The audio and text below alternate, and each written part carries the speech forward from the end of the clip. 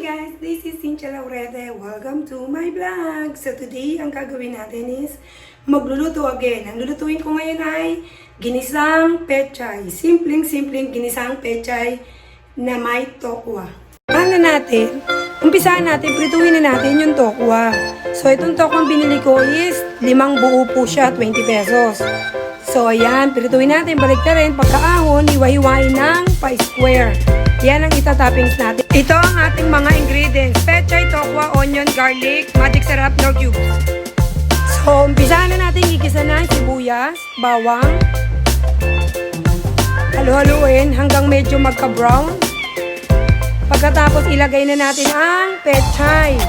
Ayan ang pechay na hiniwa-hiwa ko siya. So, after that, pagkalagay natin ng pechay, haluin muna.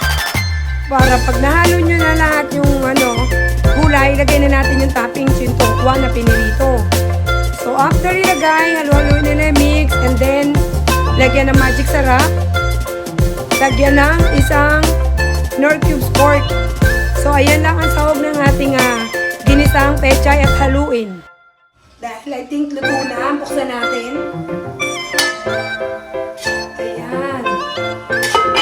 Ayan na yung aking ginisang pechay na may tokwa.